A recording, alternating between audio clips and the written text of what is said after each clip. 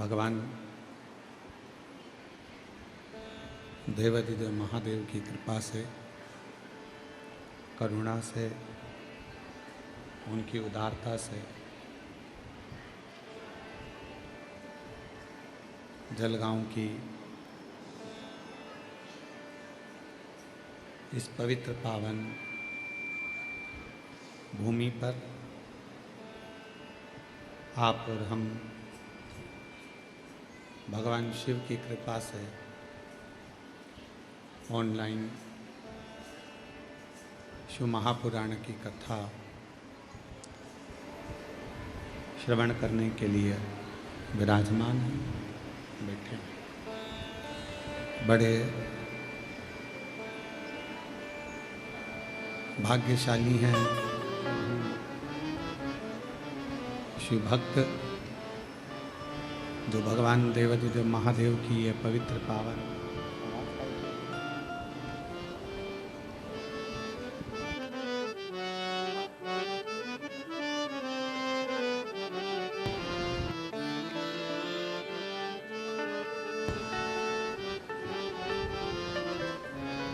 भगवान शिव की ये पवित्र पावन कथा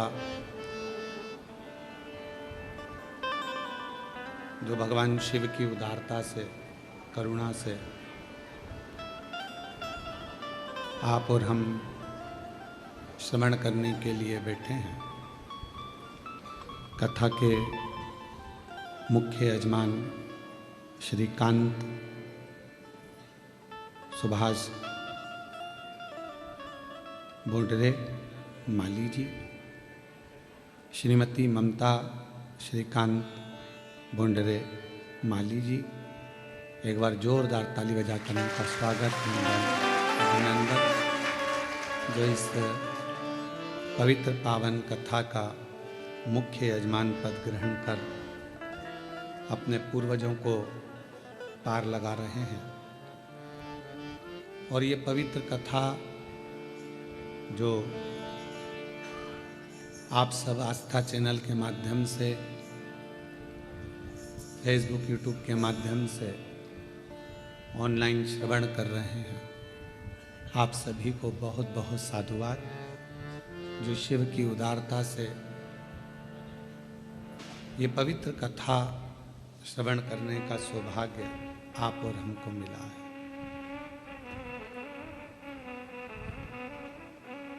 शिव और शक्ति का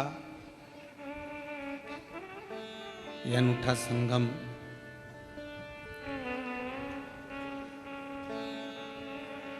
जो आज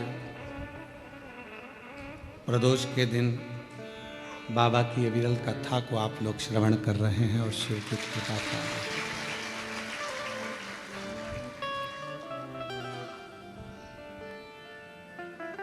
वो कहते हैं, जब भी जन्म मिले सेवा करूं मैं तेरी,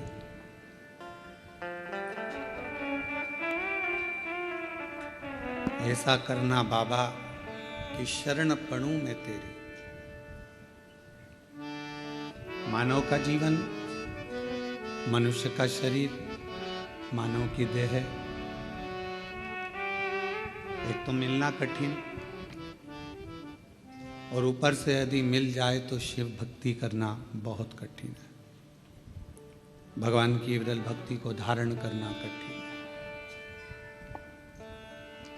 मैं माली परिवार को, श्री कांत सुभाष जी बोंडरे जी को, श्रीमती ममता श्रीकांत बोंडरे जी को इस बात के लिए धन्यवाद दूं कि ये ऑनलाइन कथा आपने कराकर संपूर्ण विश्व में एक शिव और शक्ति की ऊर्जा प्रदान करी है। एक बार जोरदार ताली बजाकर आपके लिए बहुत धन्यवाद।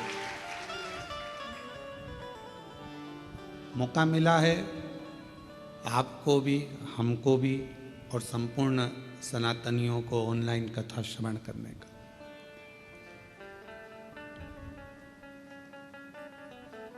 ना जाने कितने कितने जन्म हमारे ऐसे ही निकल गए और हम शिव भक्ति नहीं कर पाए। और आज भी कई लोग ऐसे हैं जो भटक रहे हैं। वो कहते हैं कि हम शिव का प्रसाद नहीं लेते, कोई कहता है हम वेंकटेश भगवान को मानते हैं, कोई कहता है हम दत्त को मानते हैं, कोई कहता है हम पांडुरंगा को मानते हैं, कोई कहता है हम श्री जी बाबा को मानते हैं, कोई कहता है हम गोवर्धन नाथ को, कोई कहे हम इनको, कोई कहे हम उनको, कोई कहे हम भवानी को। हम शिव की आराधना नहीं करते। स्कंद पुराण में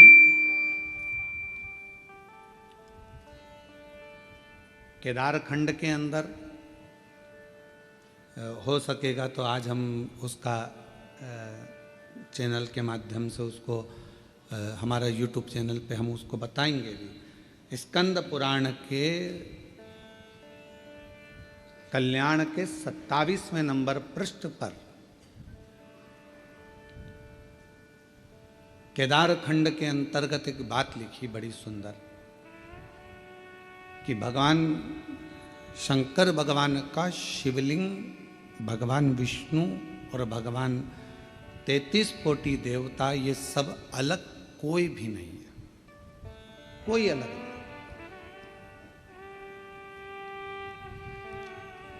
शिव पुराण में क्या लिखा?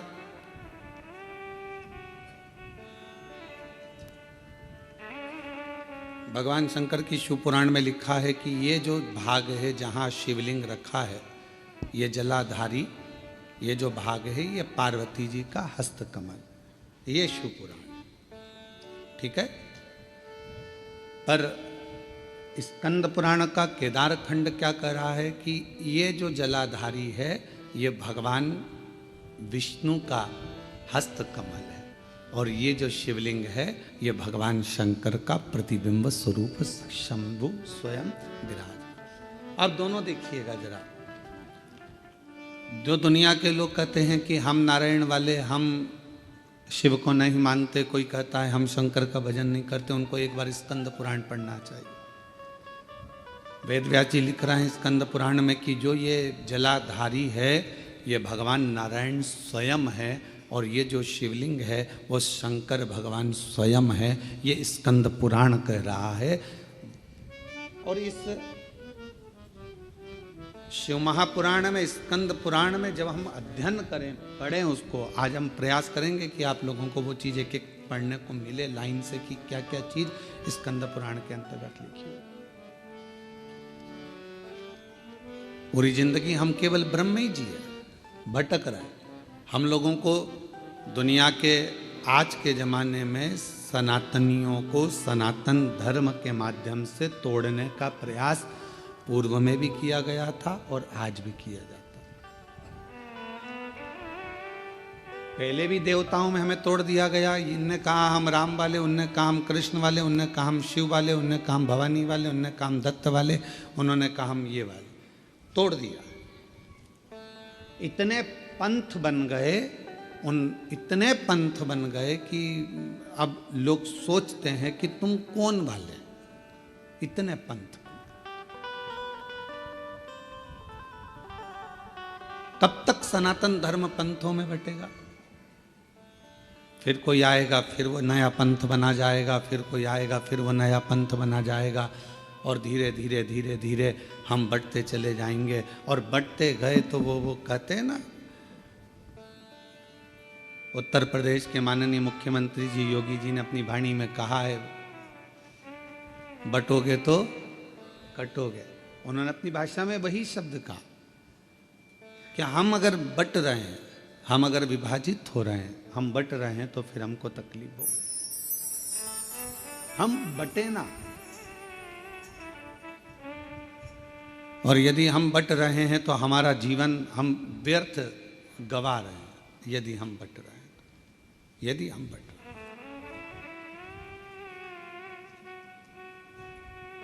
हम अपने जीवन को गंवा रहे हैं यदि हम व्यर्थ बट रहे हैं तो। और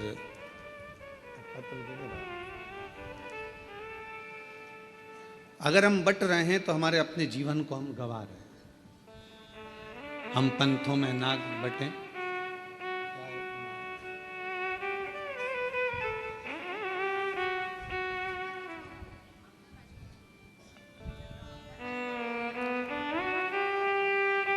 जलगांव के आमदार जी राजू मामा जी यहाँ पधारे हैं। मैं आमंत्रित करता हूँ, आप पधारें। व्यवस्थित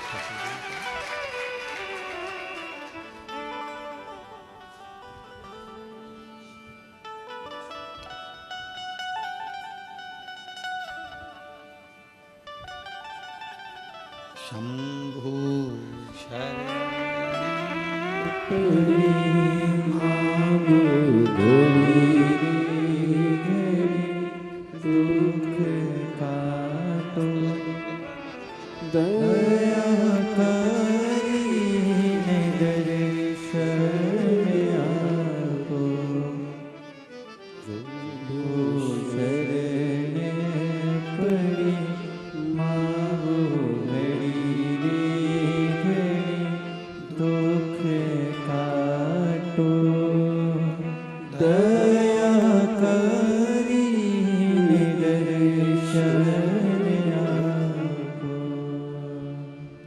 तो शिव महापुराण स्कंद पुराण ये वर्णन कर रही है कि हमारा सनातन धर्म ना बटे, पंथों में विभाजित ना हो, जातियों में विभाजित ना हो। वेद व्यास जी ने जितनी जितनी पुराणों की रचना करी, उतनी सारी पुराणों में एक ही बात कही कि आप एकजुट रहे, एकजुट रहे। और आपकी एकजुटता या आपके जीवन की सार्थकता। पर हमारे अंदर भ्रम उत्पन्न कर दिया, हमारे घर के लोगों ने कह दिया कि शिव जी पे चढ़ा जल नहीं पियो, कोई ने कह दिया कि शंकर जी पे चढ़ी बेलपत्र मत खाओ, कोई ने कहा कि गर्भस्थ हो गए तो शिव मंदिर मत जाओ, कोई ने कह दिया कि शिवालय मत जाओ, कोई ने कह दिया हम शिव का प्रसाद नहीं लेते। हमें बांट दिया, भगवान से दूर कर दिया। आप सबको मालूम हो, जिस समय पर हमारा भारत, हमारी भारत की धरोहर, हमारे सनातनी, हमारे क्रांतिकारी इस भारत की भूमि के जब सब एकजुट हो गए थे, तो विधर्मियों को ये लगने लगा था कि ये भारत अब टूटने वाला नहीं, अब ये टूटेगा नहीं। तब विधर्मियों ने भारत को तोड़ने के लिए भ्रम उत्पन्न करा कि शंकर के मंदिर नहीं जाना चाहिए, शिव जी पे जल नहीं चढ़ाना चाहिए, शिव जी का। तब लोगों ने भ्रम उत्पन्न करा सनातनियों को दूर करने का, सनातनियों को दूर ले। पर शिव महापुराण की कथा ने ये सब मिटा दिया। शिव महापुराण की कथा ने केवल एक काम करा कि आप अपने घर के नजदीक में जो शिवालय है, शंकर के मंदिर हैं, वहां जाओ, एक लोटा जल चढ़ाओ और अपने दुख को दूर भगाओ। अपना परिश्रम, अपनी मेहनत, अपना संघर्ष आप अपनी मेहनत स्वयं करिए, परिश्रम स्वयं करिए। शिव महापुराण की कथा ने कभी यह नहीं कहा कि आप अपने परिश्रम से दूर हो जाओ या अपनी तकलीफों को आपको नहीं झेलना है। आपको झेलना पड़ेगा, आपको परिश्रम करना पड़ेगा, मेहनत करना पड़ेगा, और आपकी मेहनत ही एक दिन आपको रंग लाएगी और उन्नति की सीढ़ी तक लेकर जाएगी। आज हम परिश्रम से वंचित हैं। जब हमारा बचपन रहता है तो हमको जो प्यार मिलता है, प्रेम मिलता है, वो फ्री में मिलता है। बोलो सही है कि गलत है? अरे जम के तो बोलो सही है। बचपन में प्यार खरीदना पड़ता है क्या? प्रेम खरीदना पड़ता है? बचपन में कोई भी छोटा सा बच्चा है, इधर बाजू में जाएगा, उधर बाजू में जाएगा, सब उससे प्रेम करेंगे, गले से लगाएंगे, हृदय से लगाएंगे, गोदी में लेंगे। प्रेम, प्यार बचपन में फ्री में मिलता है। जवानी में प्यार, प्रेम फ्री में नहीं मिलता, कमाना पड़ता है। धन बढ़ाओगे तब प्रेम बढ़ेगा, वैभव बढ़ाओगे तो लोग पूछेंगे, संभालेंगे, ध्यान देंगे।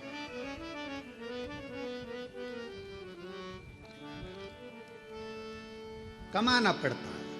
और बुढ़ापा जब आता है तो प्रेम फ्री में नहीं मिलता, बुढ़ापे में प्रेम कमाया भी नहीं जाता, बुढ़ापे में तो प्यार प्रेम मांगा जाता है कि कोई हमारे पास आकर थोड़ी देर बैठ जाए। प्रेम के 3 क्रम है। बचपन में प्रेम प्यार फ्री में मिल जाता है, जवानी में प्रेम प्यार को कमाना पड़ता है, और बुढ़ापे में प्रेम प्यार को मांगा जाता है कि कोई हमको थोड़ा समय दे, थोड़ा समय, थोड़ा हमारे पास बैठो, थोड़ा हमारे पास रुकिए, थोड़ा हमारे पास बैठिए। किसके पास समय? शिव महापुराण की कथा में हमने पहले भी वर्णन किया, आज फिर करते हैं कि मंदिर में 24 घंटे जाकर मत बैठो, तीर्थ में आप 4 दिन जाकर मत बैठो। हम कहेंगे किसी जगह पर व्यर्थ का समय बर्बाद मत करो। हम कहेंगे आप अगर थोड़ा सा समय आपको मिल जाए, आप पूजन भी नहीं कर रहे हो, पाठ भी नहीं कर रहे हो, अर्चना भी नहीं कर रहे हो, आप चाकरी सेवा भी नहीं कर रहे हो, तो इतना जरूर करो कि अपने घर में जो बुजुर्ग हैं उनके पास थोड़ी सी देर जाकर बैठ जाओ, तो आपकी पूजन का फल आपको मिलेगा, आपकी आराधना साधना का फल आपको मिलने लगे।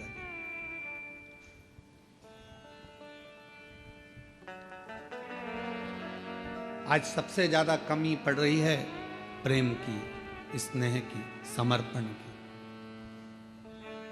आज परिवार टूट रहे हैं।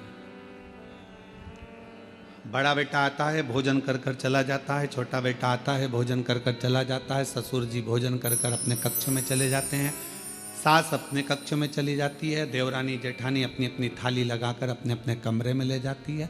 मन होता है तो एक साथ बैठकर खाती हैं, नहीं तो अपना अपना कमरा, और एक साथ बैठकर खाती भी हैं तो उतनी देर में टांट इतने कस देती हैं कि भोजन भी नहीं भाता है।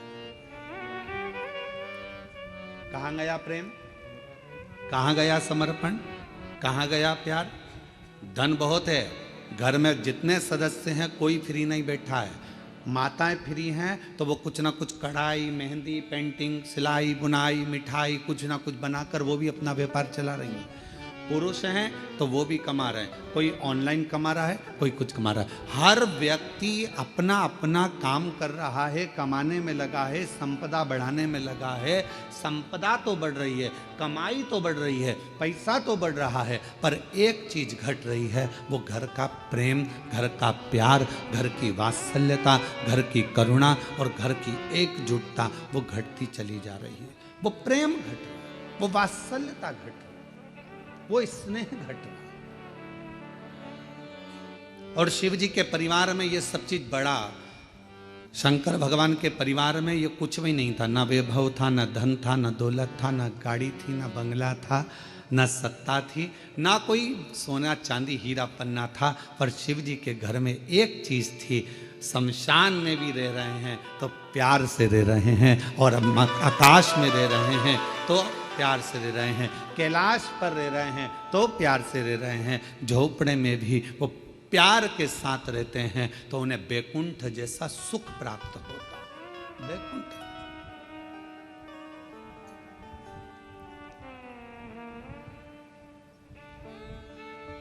आप सबको कभी विष्णु पुराण किसी ने पढ़ी आप में से?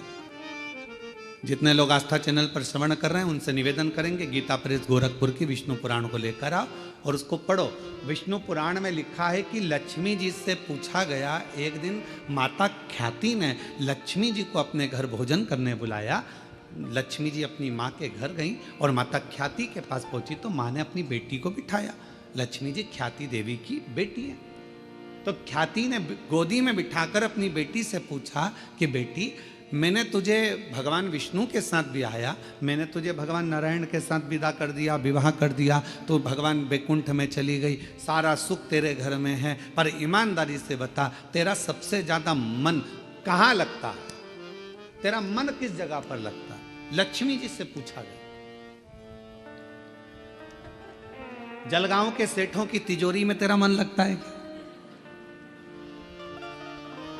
तेरा मन मुंबई में महालक्ष्मी मंदिर में लगता है क्या? तेरा मन तिरुपति तिरुमाला में कहीं तेरा मन लगता है क्या? तेरा मन कहाँ लगता है? महालक्ष्मी मंदिर बेरुल में लगता है? तेरा मन कहाँ लगता है? तो लक्ष्मी जी कहती हैं, माँ सबसे ज्यादा मन मेरा केवल एक जगह पर लगता है, जिस घर में प्रेम होता है, प्यार होता है, वहां मेरा मन लगता है। जहां मेरा मन प्रेम की जगह पर, प्यार की जगह पर, स्नेह की जगह पर, फिर वो गरीब का झोपड़ा क्यों ना?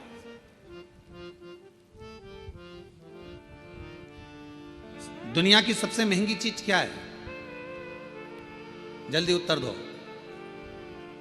दुनिया की सबसे महंगी चीज क्या है? दुनिया की सबसे महंगी 3 चीजें हैं।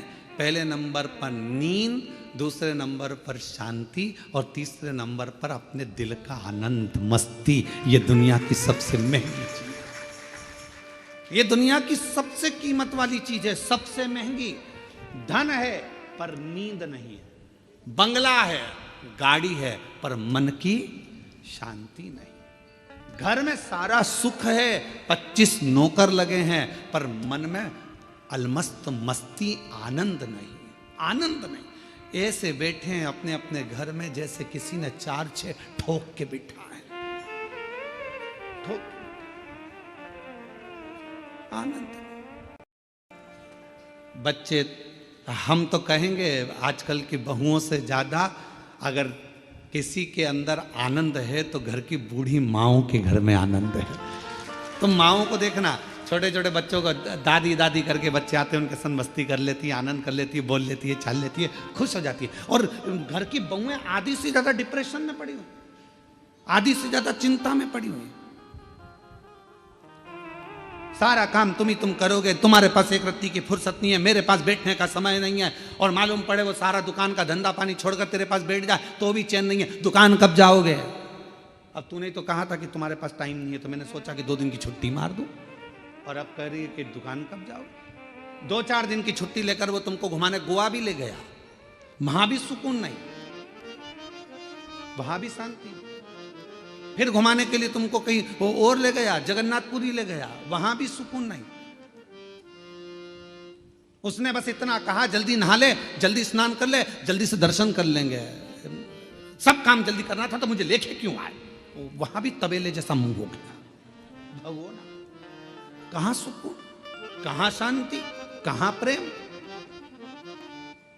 लक्ष्मी जी से मां ख्याति देवी ने पूछा कि तेरे को सबसे ज्यादा सुकून, सबसे ज्यादा आनंद, सबसे ज्यादा अच्छा कहां लगता है?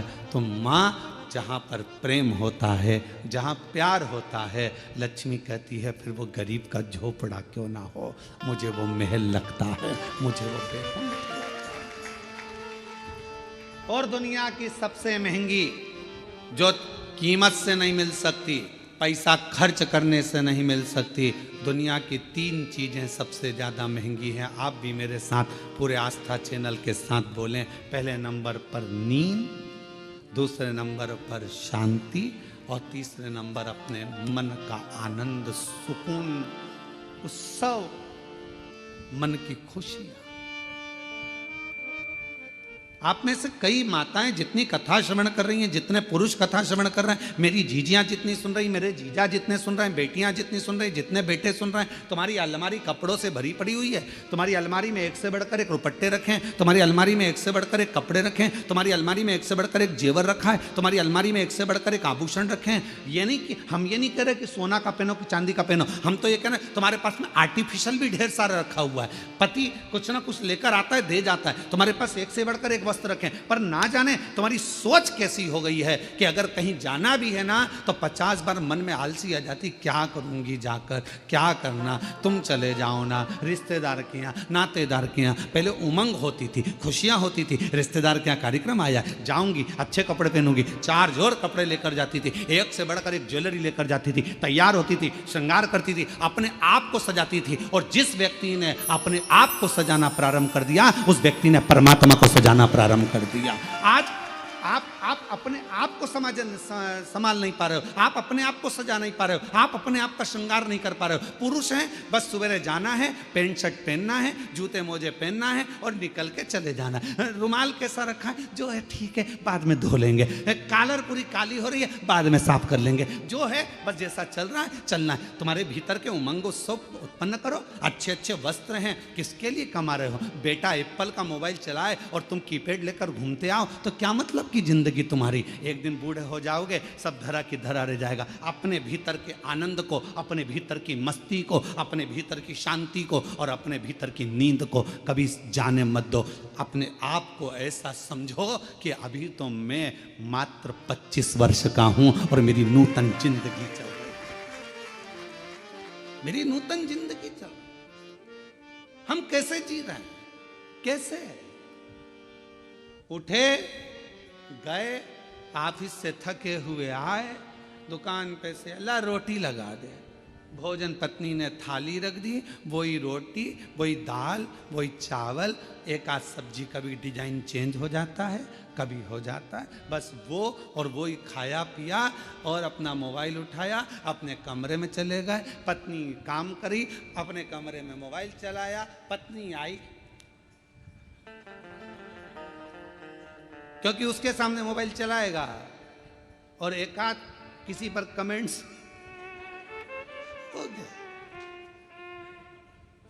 हमने पहले कथा में कहा था, इस मोबाइल ने बहुत कुछ छुड़ा दिया। पहले लोग टॉर्च लेकर चलते थे, मोबाइल आया तो टॉर्च खत्म हो गई। बोलो हुई कि नहीं हुई? आजकल मोबाइल में टॉर्च है। पहले लेकर छोटा सा रेडियो लेकर चलते थे, मोबाइल आया, रेडियो खत्म हो गया। पहले लोग कैमरा लेकर चलते थे फोटो खींचने के लिए, मोबाइल आया, कैमरा खत्म। पहले लोग पंचांग लेकर चलते थे मुहूर्त देखने के लिए, मोबाइल आया, पंचांग खत्म। मोबाइल आया, टार्च खत्म। मोबाइल आया, रेडियो खत्म। मोबाइल आया, सीडी खत्म। मोबाइल आया, टॉकीज खत्म। और मोबाइल तुम्हारी पत्नी के हाथ में आया तो तुम खत्म।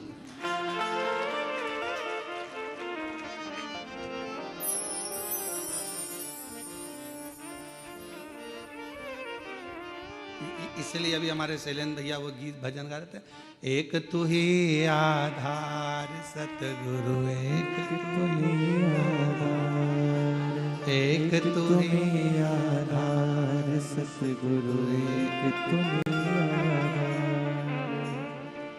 जब तक मिलो न तुम जीवन में, शांति कहाँ मिल सकती में। जब तक मिलो न तुम जीवन में, शांति कहाँ मिल सकती में। एक तुम्ही आधार सतगुरु, एक तुम्ही आधार, एक तुम्ही आधार सतगुरु, एक तुम्ही आधार, एक तुम्ही आधार सतगुरु, एक तुम्ही आधार। जब तक मिलो न तुम जीवन में, शांति कहाँ मिल सकती में। जब तक मिलो न तुम जीवन में, शांति कहाँ मिल सकती में। घूमा है संसार सतगुरु, एक तुम्ही आधार। घूम लिया संसार सतगुरु, एक तुम्ही आधार। बोलो बोलो, एक तुम्ही आधार सतगुरु, एक तुम्ही आधार, एक तुम्ही आधार सतगुरु, एक तुम्ही आधार। बड़े भाव से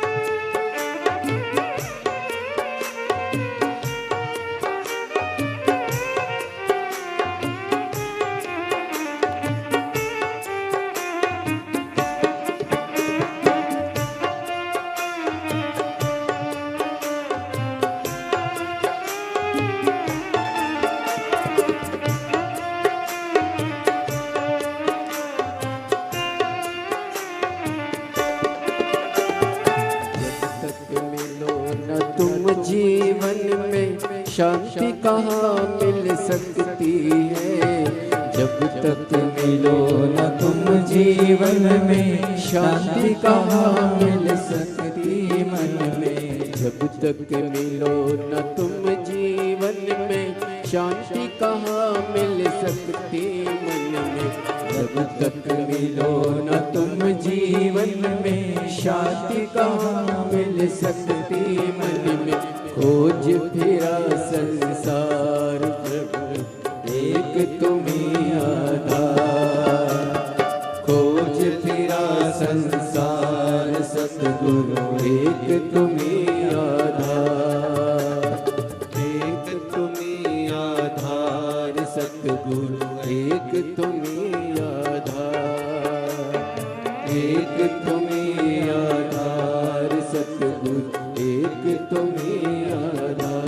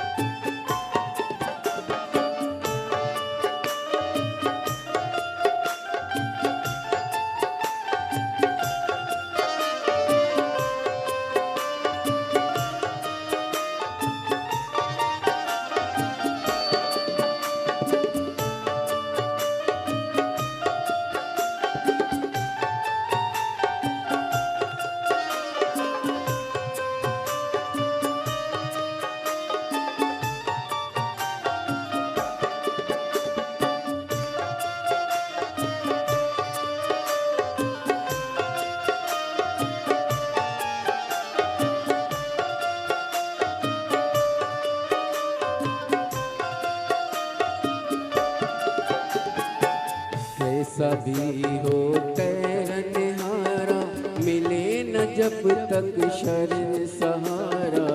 कैसा भी हो तैरनहारा, मिले न जब तक शरण सहारा।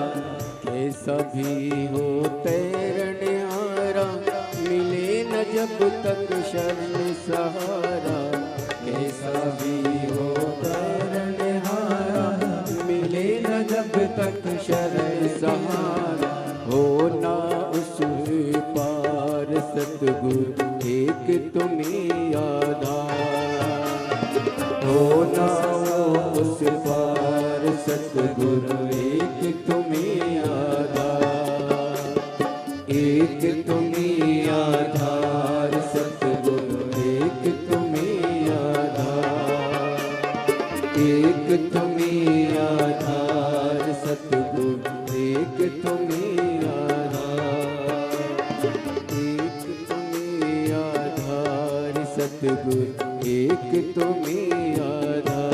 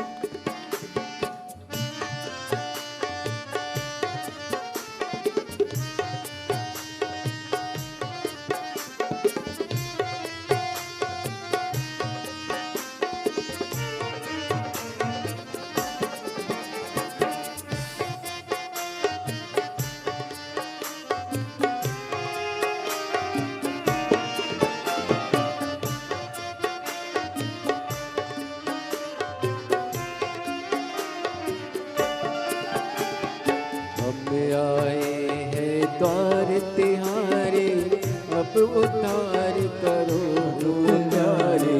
अब आए हैं द्वार तुम्हारे, अब उद्धार करो प्यारे। हम आए हैं द्वार तिहारे, पर उद्धार करो तुम हमारे। हम आए हैं द्वार तुम्हारे, अब उद्धार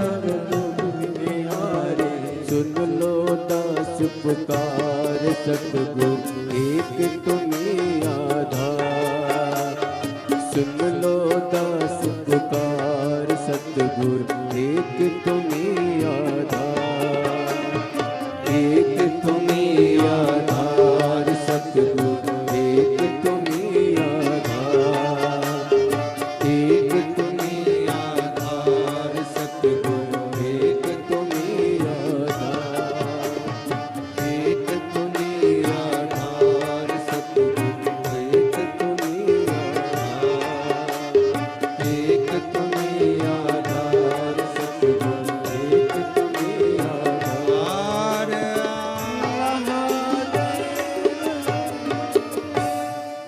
अपने स्थान पर बैठकर बाबा देवादिदेव महादेव को अपना मन का भाव करिए, दिल से प्रार्थना करिए, विनय करिए, निवेदन करिए। जहाँ जगह मिले वहाँ बैठकर बाबा को अपने मन का भाव कहिए।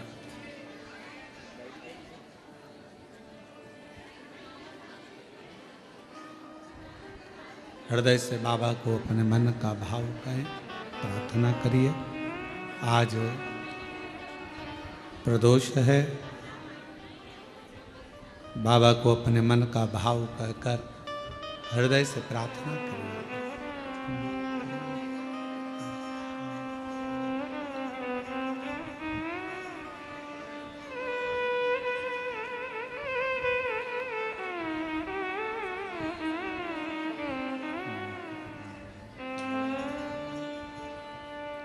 श्री शिवाय नमस्तुभ्यं। श्री शिवाय नमस्तुभ्यं। श्री शिवाय नमस्तुभ्यं। श्री शिवाय नमस्तुभ्यं। श्री शिवाय नमस्तुभ्यं। भोला सब दुख काटो हमारा, ओ भोला सब दुख काटो हमारा। शिव शंकर जपो तेरी माला, भोले बाबा जपो तेरी माला। भोला सब दुख काटो हमारा, ओ भोला सब दुख काटो हमारा। वेश है मंगलकारी, वेश है मंगलकारी। शमशान वासी हमारा, शमशान वासी हमारा। ओ भोला सब दुख काटो हमारा, ओ भोला सब दुख काटो हमारा।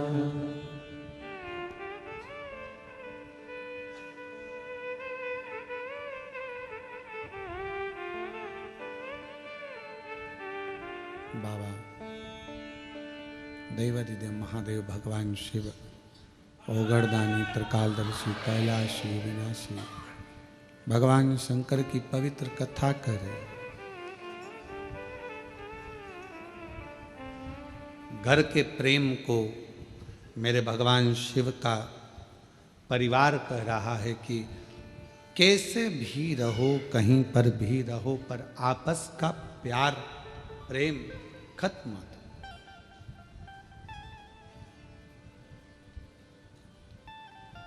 बचपन में मिला हुआ फ्री का प्रेम प्यार, जवानी में खरीदा हुआ, मेहनत कर कर कमाया हुआ प्रेम, और बुढ़ापे का मांग कर लिया गया प्रेम, ये तीनों अलग है।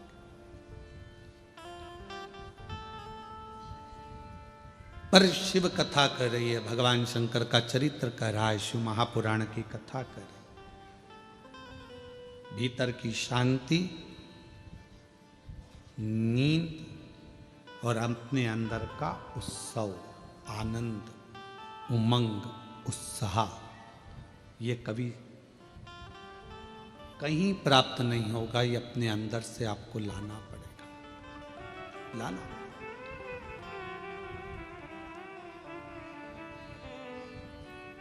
कई मेरी जीजियों को बड़ा इस प्रेम रहता है, स्नेह रहता है, शौक रहता है तैयार होने का भी, श्रृंगार करने का भी। कई बच्चों को, लड़के हैं उनको, कई बेटों को, कई मेरे जीजा उनको बड़ा रहता है कि अच्छे वस्त्र पहनना, अच्छे से रहना। ये आप यदि अपना श्रृंगार करना सीख गए हो तो तुम परमात्मा का भी श्रृंगार करना सीखो। आज हम अपना भी श्रृंगार नहीं कर पा रहे, उत्साह ही नहीं है, भीतर उमंग ही नहीं है, सब समाप्त हो गई।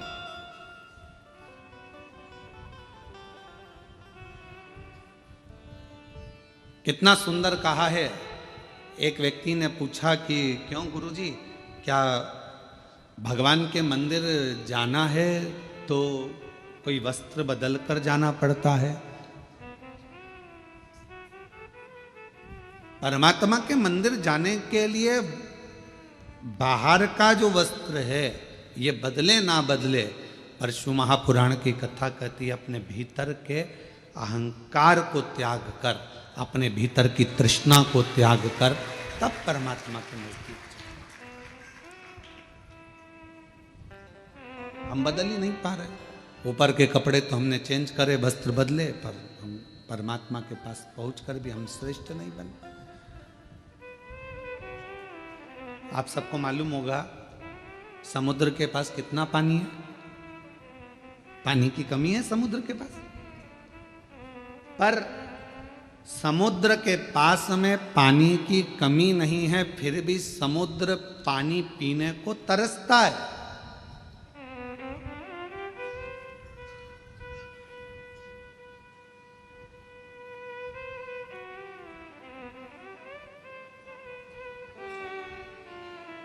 पानी की कमी समुद्र के पास नहीं है, पर पीने को तरस रहा है।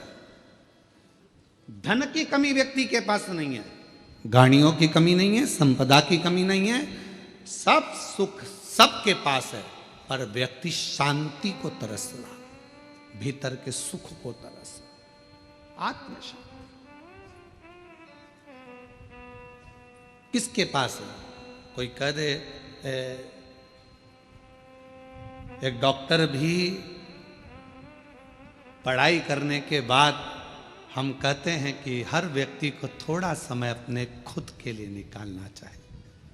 सवेरे 9 बजे अपनी कुर्सी पर इंजीनियर भी बैठता है, डॉक्टर भी बैठता है और एक अधिकारी भी बैठता है। शाम को 5 बजे तक अपनी कुर्सी नहीं छोड़ता, फिर घर गया, फिर काम में लग गया, फिर करा और मालूम पड़ा कि तुमने अपना समय दिया तो सही, पर अपने शरीर पर ध्यान नहीं दिया। एक दिन तुमने अटैची भरकर पैसा इकट्ठा तो कर लिया, पर मालूम पड़ा कि एक दिन खुद को ही बीमारी हो गई और जो रखा हुआ पैसा था, जो तुमने इतने दिल से कमाया था, वो खुद की ही बीमारी में लग गया। क्या मिला? समुद्र के पास पानी बहुत है, फिर भी समुद्र प्यासा है। समुद्र के पास जल बहुत है, फिर भी समुद्र को तृप्ति नहीं है।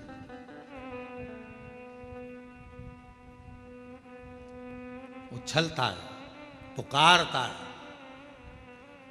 शिव महापुराण की कथा कहती है कि एक दिन माता पार्वती जी ने शिव जी से पूछ लिया था कि ये तुम्हारे 1 महीने के अंदर 2 प्रदोष आ जाते हैं, ये प्रदोष तुम किसके लिए लेकर आते हो? किसके लिए? और आप ये प्रदोष के दिन इतने प्रसन्न क्यों रहते हो? आखिर क्या कारण है कि प्रदोष का दिन भगवान शंकर को प्राप्त करने का दिन हो जाता है? क्या कारण है कि प्रदोष का दिन भगवान शिव को प्राप्ति का केंद्र बिंदु हो जाता है?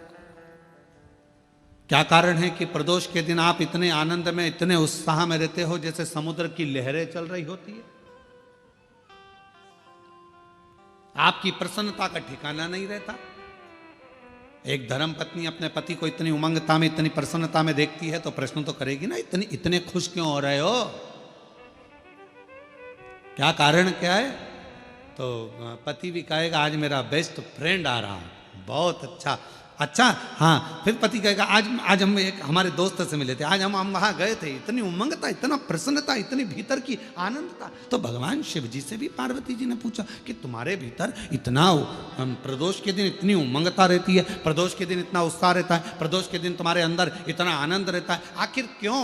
भगवान शंकर कहते हैं वो समुद्र जिसके अंदर जल ही जल भरा पड़ा हुआ है, सारा जल उसके पास है, फिर भी समुद्र मुझे पुकारता है, उछलता है और मुझे पुकारता है, तो समुद्र को देने के बहाने मैं पूरे संसार के लोगों को प्रदोष के दिन प्रदान कर देता हूं। समुद्र को देने के बाद समुद्र को तो मुझे देना है, मैं जल दूंगा समुद्र को, प्यासा है वो। पार्वती जी हंसने लगी, समुद्र और प्यासा, जिसके पास दुनिया का जल भरा पड़ा है, सारा जल उसके पास में, सब कुछ। ये संसार के लोगों के पास भी समुद्र जैसी हालत है, समुद्र के पास सारा जल भरा पड़ा है, तुम्हारे पास में भी सब कुछ है, साड़ी है, कपड़े हैं, एक एक मेरी जीजियों के पास, एक एक मेरे जीजाओं के पास कम से कम 5 से 6 जोड़ चप्पल और जूता भी है।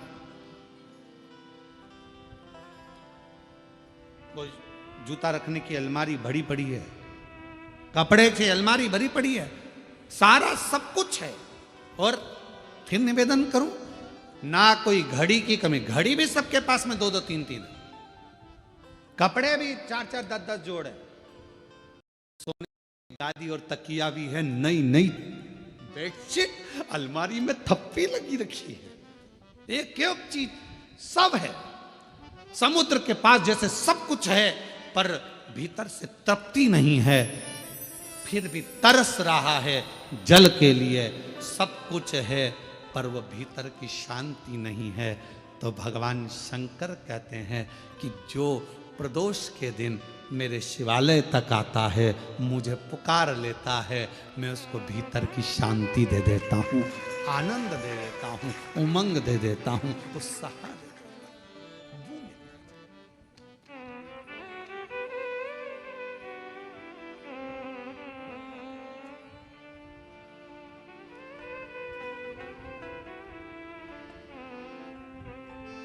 आपका मुलगा मुलगी चांगला है? अरे बोलो तो, मुलगा मुलगी दोनों चांगला है? ठीक है।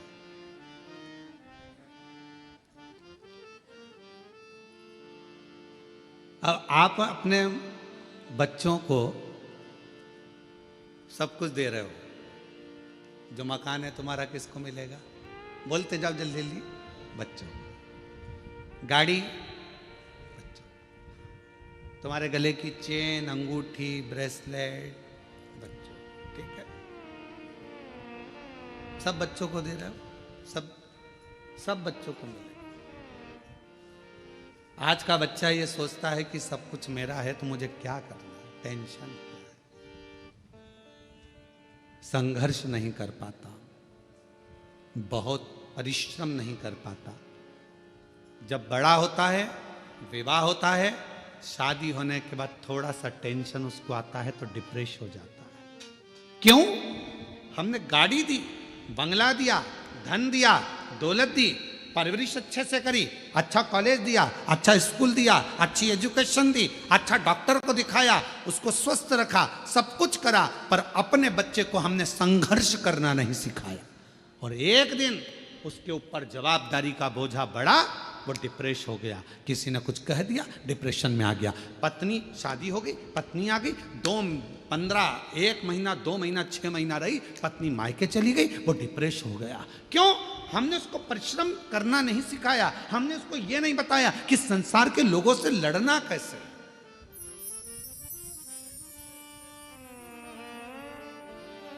सर्कस किस किसने देखा है? हाथ उठाओ जल्दी से। सबने देखा है। पहले सर्कस में शेर आता था कि नहीं आता था? अरे बोलो तो, आता था ना। अब वन विभाग वालों ने सर्कस वालों को बुलाया, सारे सर्कस वालों से कहा एक भी शेर तुम्हारे सर्कस में नहीं रहना चाहिए, पिंजरे में नहीं रहना चाहिए। और एक दिन वन विभाग वालों ने शेर के गले में एक पट्टा डाला, छोटा सा कैमरा लगाकर उस शेर को जंगल में छुड़वा दिया। जो शेर जंगल में छोड़े गए, जैसे ही छोड़े गए, मालूम पड़ा 15-15, 20-20 कुत्तों ने मिलकर एक एक शेर का शिकार कर लिया और जंगल में रहने वाले वो सारे शेर कुत्तों के शिकार से मर गए। क्यों? शेर को पिंजरे में भोजन मिलता था, शेर को पिंजरे में सारा साज मिलता था, शेर को पिंजरे में सब कुछ मिलता था और पिंजरे में शेर बंद रहता था, निकलता था, सर्कस दिखाता था, वापिस चले जाता था। आप अपने बच्चों को सर्कस का शेर मत बनाना, नहीं तो मालूम पड़े आज की दुनिया के ना जाने कितने कुत्ते तुम्हारे बच्चे का शिकार कर जाए।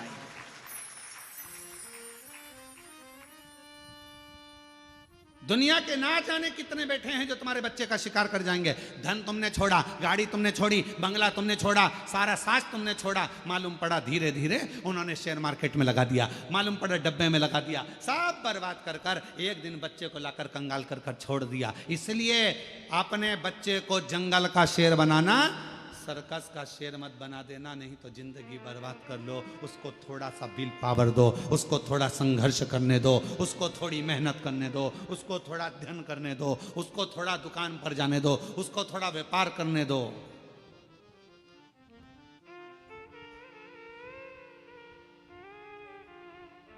थोड़ी मेहनत जरूरी। एक हमारे अच्छे परिचित हैं, यहीं आपके भुसावल के रहने वाले हैं। फैक्ट्रियां बहुत हैं उनकी और लगभग 10 से 12 फैक्ट्रियां हैं उनकी। राठी फैमिली है और 10 से 12 फैक्ट्रियां उनकी है सब जगह पर। सेलम में भी है उनकी और ना जाने स्टील की फैक्ट्रियां हैं, बहुत कुछ। उनके 2 लड़के और दोनों लड़के जब इंजीनियरिंग करे तो उनके पापा ने उनको दूसरे की फैक्ट्री में दूसरे के यहाँ नौकरी करने भेज दी। हमने राठी जी से कहा कि राठी जी, आपका बेटा इतनी फैक्ट्रियों के मालिक आप, और आपका बेटा दूसरे की फैक्ट्री में नौकरी कर रहा इंजीनियरिंग करने के बाद। कहा गुरुजी,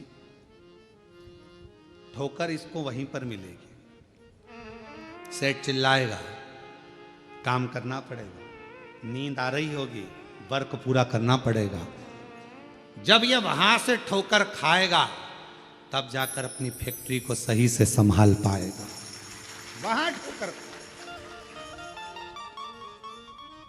हम अपने बच्चों को क्या दे रहे हैं? दिया, सुख दो, शांति, सब कुछ दिया, गाड़ी दो, बंगला दो, धन दो, दौलत दो, सब कुछ दो, पर अपने बच्चे को एक चीज और सिखाओ कि संघर्ष कैसे करना, मेहनत कैसे करना, परिश्रम कैसे करना, थोड़ी देर शांति कैसे रखना, भीतर थोड़ा सा सुकून हो। शिरडी के पास में अभी शिरडी में कथा चालू होगी, 12 तारीख से चालू है, 12, 13, 14, 15, 16, 5 दिवसीय कथा शिरडी के पास में। वो स्थान भी है इसमें लिखा, शिरडी के पास में अस्त गांव, माता निर्मल पिंपरी शिव गांव, 1 बजे से 4 बजे तक 5 दिवसीय शिव महापुराण की कथा है। 12 से 16 तारीख तक ये कथा, 9 तारीख को विराम होगी, वो 12 तारीख को चालू होगी, 16 तारीख तक चलेगी। पंडाल में बड़े बड़े पंडाल लगाए गए जहां बैठकर कथा का तत्व लोग ग्रहण करेंगे। क्या कहा शिरडी के बाबा ने, क्या कहा साईं राम ने? एक ही बात कही, श्रद्धा, दूसरे नंबर पर सबूरी। आज के जमाने में जरा सी सबूरी नहीं है, जरा सी। भले अपन शिरडी के पास रह रहे हैं पर रत्ती भर की सबूरी नहीं है। तुम्हारे यहां से शिरडी कितनी दूर है? जलगांव से बोलो बोलो, कितना किलोमीटर है? हैं 220 किलोमीटर। अब नजदीकी है ना, हमारे यहां से तो दूर ही है, 800 किलोमीटर पड़ जावे, तो तुम्हारे यहां से तो फिर भी पास में ही है। तो इतना नजदीक होने के बाद भी सबरी नहीं है, थोड़ा सबरी होना चाहिए। जरा सी सब्र। बेटा बेटी का ब्याह हुआ, शादी हुई, 6 महीना रहे, झगड़ लिए, लड़ लिए, अलग हो गए। मैं इसका मुंह नहीं देखूं, मैं उसके यहाँ नहीं रहूंगी, तलाक ले लूंगी, मैं नहीं रहूंगी, यहाँ नहीं रहूंगी। मारे थोड़ा सब्र तो रखो। तुमने सोचा कि ये बेकार है तो फिर दूसरी शादी कर लूंगी, मालूम पड़े ये बेहरू था और वो काल बेहरू मिल गया तो सुकून का थोड़ा नहीं, थोड़ा। एक तू ही आधार सतगुरु एक तू ही मिलो ना जब तुम जीवन में शांति कहाँ मिल सकती मन में, मिलो जब तक तुम जीवन में शांति कहाँ मिल सकती मन। और ये शांति कहाँ से मिलेगी? आपको कहीं प्राप्त नहीं। और फिर निवेदन करेंगे, आप सबके गुरु होंगे, जितने आस्था चैनल पर सुन रहे हैं, जितने फेसबुक यूट्यूब पर सुन रहे हैं, जितने कथा को श्रवण कर रहे हैं, सारी दुनिया के लोग कथा सुन रहे हैं, लाखों लोग, करोड़ों लोग इस शिव महापुराण की कथा को श्रवण कर रहे हैं।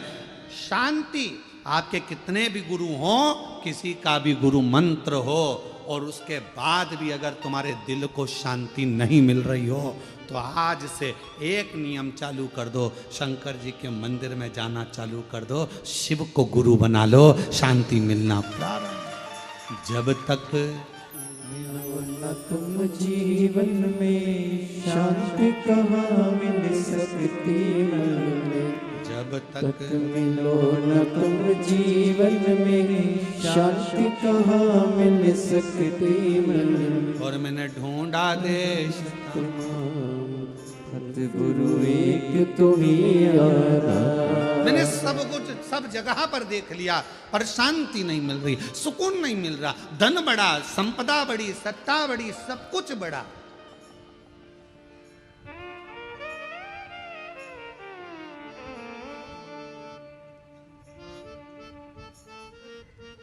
हम तो हम अपनी कथा में भी कहते हैं, पंडाल बड़े, श्रोता बड़े, कथाकार बड़े, संत बड़े, कुंभ का मेला जैसी जगह छोटी पड़ने लगी, इतने संत हो गए, इतने पंडाल बड़े, इतने श्रोता बड़े, इतने संत बड़े, इतने कथाकार बड़े, इतने साधु, इतने तपस्वी, इतने साधक, इतने उपासक, सब बड़े, पर एक चीज नहीं बढ़ पा रही है। आज भी एक चीज नहीं बढ़ पा रही है, परमात्मा के प्रति समर्पण नहीं बढ़ पा रहा। सब कुछ बढ़ रहा है, कथाकार बढ़ गए, पंडाल बढ़ गए, पब्लिक बढ़ गई, श्रोता बढ़ गए, सब कुछ बढ़ गए, मंदिर बढ़ गए, तीर्थ बढ़ गए, सब बढ़े, पर समर्पण नहीं बढ़ पा रहा। हमारा समर्पण एक जगह पर क्यों नहीं हो पा रहा? किसी ने कहा यहाँ चले जाओ, वहां पर अच्छा लगेगा, वहां पहुंच गए। किसी ने कहा वहां चले जाओ, वहां से ये काम हो जाएगा, वहां चले गए। समर्पण नहीं हो पाया, एक स्थिरता में एकजुट नहीं हो पाए, और हमारा समर्पण पूर्ण नहीं कर पाए। क्यों भटके? एक पत्र अच्छा,